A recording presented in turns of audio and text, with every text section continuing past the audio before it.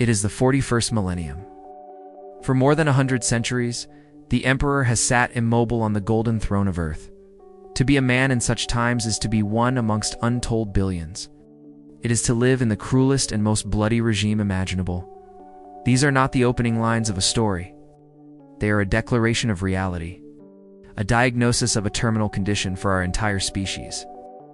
This is the absolute foundational bedrock of the universe called Warhammer 40,000. Welcome. You stand at the threshold of the single largest, most detailed, and most unflinchingly dark science fiction setting ever conceived. This is not a tale of heroes. This is an autopsy of a galaxy, a symphony of endless war where hope is the first casualty, and the only truth is written in bolter shells and blood. If you have ever wondered what lies behind the miniature armies, the video games, the memes of space monks and green-skinned brutes, this is your entry point, your first and most critical step into the grim darkness. And today, we answer the fundamental question: what is Warhammer 40,000? Let us begin by dismantling a misconception. Warhammer 40,000 is not about war. That is too small a word. War implies a beginning and an end. Victors and vanquished. No. Warhammer 40,000 is about the state of total and eternal war. War is the ecosystem. It is the economy, the religion, the political system, and the background radiation of reality itself. There is no after the war. There is only the war in a billion different theaters, against a dozen different enemies, forever. This pervasive, inescapable reality has a name: Grimdark. It is more than a tone. It is the law of physics in this universe. Grimdark states that there are no clean hands, no noble bright heroes, and no easy solutions. Every faction is in its own way monstrous. Every victory is Pyrrhic, paid for in oceans of blood and slivers of a shattered soul. The good guys, such as they are fascist theocrats who burn planets to save the species. The bad guys are often just reflections of our own worst impulses given godlike power. Grimdark is the understanding that in the fight for survival, morality is a luxury that gets you and everyone you love killed. And who are these factions fighting this eternal war? They are not nations. They are entire civilizations mobilized as galaxy-spanning weapons. Think of them as the fundamental forces of this dark cosmos. You understand for OK, you must understand these pillars. The first and most important pillar is the Imperium of Man. This is humanity's last desperate fortress. An empire of 1,000,000 worlds ruled from Holy Terra by the corpse of a god. The Emperor, a psychic superbeing from ancient history, is now a skeletal relic entombed in a golden life support machine. 1,000 souls are fed to him every day, so that his fading psychic scream can continue to light the Astronomicon, the only lighthouse that guides starships through the hellish dimension known as the Warp. The Imperium is not something to admire. It is something to behold in terrified awe. It is a theocratic, fascist, xenophobic nightmare. It hates the alien, the mutant, and the heretic with a genocidal passion codified into holy law. Its institutions are monuments to brutality and ignorance. The Adeptus Terra, its bureaucracy, is so vast and inefficient that wars can be lost because a request for ammunition was filed in triplicate instead of quadruplicate. The Inquisition hunts corruption with the power to exterminate entire planets on a suspicion. The Ecclesiarchy preaches a creed of hatred and martyrdom, where faith is measured in the fervor of your zeal. Why would anyone follow such a regime? Because the alternative is quite literally worse. The Imperium is the rusted, blood-stained armor holding a doomed species together. Its military reflects this dichotomy of glorious horror. At its tip are the Adeptus Astartes, the Space Marines. They are not soldiers. They are monastic orders of genetically engineered super warriors, remade at a cellular level, clad in powered armor, taller than a man, and indoctrinated to feel no fear. They are demigods of annihilation, capable of winning battles against impossible odds. But they are rare relics themselves. The true weight of the Imperium is carried on the shoulders of the Astra Militarum, the Imperial Guard. Trillions upon trillions of ordinary men and women. They are given a cheap lasgun, a flak vest, and a few weeks of training before being thrown into the meat grinder of the galaxy. They die in numbers so vast, they are recorded in logistical ledgers, not history books. Their heroism is not that of the superhuman, but of the profoundly human. The courage to stand your ground, knowing you will die, to buy one more second for the world behind you. Then there are the fanatics, the Adeptus Sororitas, the Sisters of Battle, whose faith can make their armor impervious and their flamers burn with holy fire. The Adeptus Mechanicus of Mars, the tech priests, who worship the machine god. They see technology not as science, but as sacred ritual. A tech priest does not repair an engine, performs rites of calibration to appease its machine spirit. Humanity has forgotten how its own technology works. They use ancient, decaying standard template constructs of a golden age to build weapons they can no longer comprehend. This is a civilization in a state of permanent technological decay, praying to gadgets it built 10,000 years ago. The Imperium's greatest enemy is not an alien empire, but a reflection of its own soul. This is the second pillar, the forces of chaos. Chaos is not an invasion from outside. It is a cancer from within. It is the psychic pollution of the galaxy, born from the raw emotions of all sentient beings. This psychic sea, the warp, gave birth to gods, corn of blood, rage, and martial honor perverted into endless slaughter, of sorcery, change, and infinite backstabbing plots. Nurgle of despair, decay, and the perverse resilience of plague. Slaanesh of excess, sensation, and the pursuit of perfection unto obsession. These gods offer power in exchange for corruption, and their greatest champions are the Chaos Space Marines. 10,000 years ago, they were the Emperor's finest sons, the Primarchs, and their legions. In an event known as the Horus Heresy, they were seduced by these dark powers, betrayed their father, and plunged the galaxy into a civil war that nearly destroyed the Imperium.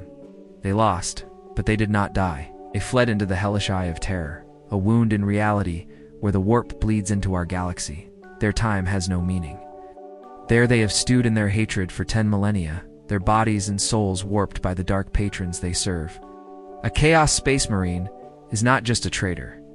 He is the dark echo of the Imperium's own hero. He is what happens when supreme power is fused with absolute selfishness. He is immortality without purpose, strength without morality. And warfare is a form of worship to gods who see him as nothing but an entertaining puppet. Chaos is the ultimate corruption of potential. It is the promise that any hero can become a monster, and that the battle is not just against external foes, but against the darkness in every human heart. But the galaxy is not a binary fight between humanity and its demons. It is a crowded graveyard filled with other, older horrors. These are the Xenos, the aliens, and in the Imperium's eyes, they are all to be purged. The Orks are a fungal plague of violence, a biological weapon from an ancient war that never ended. They live only to fight, and they grow bigger and stronger the more they do so. Their technology is a ramshackle collection of scrap that works only because the Orks' latent psychic field believes it should work. They are a force of nature, a laughing, roaring, green tide of destruction. The Tyranids are the end of all things. They are the great devourer, a hive mind from the void between galaxies. They are a single organism expressed in trillions of different bioforms, from skittering gaunts to continent-sized hive ships. They descend upon a world and consume at every animal, plant, bacterium, and mineral. They leave behind a dead, airless rock. They have no culture, no diplomacy, no desire for conquest, only hunger. They are the galaxy's approaching ecological apocalypse. The Eldari, or Eldar, are a dying race of ancient, psychically gifted humanoids. Their empire once spanned the stars, a time of such immense power and decadence that their collective psychic excess birthed the chaos god Slaanesh, who devoured their souls and shattered their civilization in a single night. The survivors are ghosts of their former glory. The craft-world Eldari live on gargantuan world ships, following strict spiritual paths to avoid the predations of she who thirsts. The Drukhari, or Dark Eldar, are their sadistic cousins who hide in a twisted subrealm, sustaining their immortality by inflicting agony on others. They are a race living on borrowed time, whose every action is a graceful, fatalistic dance towards extinction. The Necrons are death-given metal form. 60 million years ago, they were a mortal species who went to war with the Old Ones, the creators of the Eldar and Orks, to win. They made a bargain with star gods called the Khaitan, trading their souls for immortal, robotic bodies. They won the war, then turned on and shattered their gods. After 60 million years of slumber, they are waking up. Silent, relentless, and wielding technology that manipulates reality itself. They seek to reclaim the galaxy they see as their rightful property. They are the past that refuses to die, a wave of silent, metallic inevitability. And then there is the perplexing newcomer, the Tau Empire. Young, idealistic, and horrifyingly efficient. They preach a philosophy of the greater good, seeking to unite all species under a rational, technological, and communal rule. They fight with advanced battlesuits, coordinated firepower, and progressive ideals. In any other setting, they would be the heroes. Here, in the 41st millennium, their optimism is a profound, almost tragic naivete. They are a small, bright flame in an ocean of permanent midnight, and the darkness is very, very interested in snuffing them out. This, then, is the stage. A rotting, fanatical Imperium, corrupting demonic chaos, and a menagerie of ancient, ravenous, and alien threats. But what makes Warhammer 40,000 truly unique is not just who fights, but how they fight and why the universe feels this way. This is a universe of gothic punk and technological theology. Starships are colossal cathedrals, their hulls engraved with scripture, their warp drives a blasphemous necessity. A soldier's gun is not just a tool. It is a relic blessed by a tech priest, its machine spirit appeased with sacred oils and prayer. Knowledge is not advanced. It is lost. Humanity is not climbing a ladder of progress. It is sliding down a slope of forgetting, desperately using the crumbling tools of ancestors they no longer understand. Faith is not just a belief system. It is a practical, tangible weapon. In a universe where demons are real and can be summoned by a stray thought, fanatical belief becomes a psychic shield. The unwavering faith of a sister of battle can literally turn aside enemy fire. This fusion of the medieval and the cosmic, of superstition and superscience, creates the unforgettable aesthetic, a dark age of ignorance fought with the terrifying weapons of a lost age of reason. So why? Why immerse ourselves in a universe so unrelentingly, brutally bleak?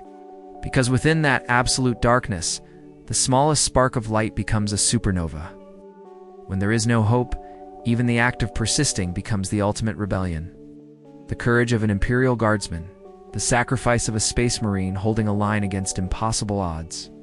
The tragic dignity of an Eldar Farseer, walking towards a doomed future. These moments are not cheapened by the darkness. They are amplified by it. Ow. In a universe that offers only damnation, the choice to stand, to fight, to care, becomes the most profound act of defiance imaginable. Warhammer 40,000 holds up a black mirror to our own history and psychology, explores the extremes of fascism, faith, fanaticism, and despair. It asks uncomfortable questions. What would you sacrifice for survival? What monsters would you become to protect your people? At what point does the fight to live become a form of death? This is the power of the setting. It is not escapism. It is immersion into a grand, tragic, and awe-inspiring theater of war, where every story, no matter how small, is etched against the backdrop of galactic annihilation. You now have the foundation. You see the board and the monstrous pieces upon it. But this nightmare did not spring from nothing. This decaying Imperium, this vengeful chaos, these ancient aliens, they all have an origin, a history written in fire and blood. To truly understand the what of the 41st millennium, you must understand the how. The next link in our chain will take us back 10,000 years and more to the beginning of the end. We will witness the dark age of technology, when humanity's reach exceeded its grasp among the stars. We will suffer through the age of strife, the long night where that golden age shattered and demons walked freely, and we will see the rise of the man who would forge this bloody, enduring Imperium from the ashes of a broken species. The story of how humanity fell is the story of why it now stands, monstrous and glorious, on the edge of the abyss. If you wish to follow this chain into the deepest past, your journey begins now.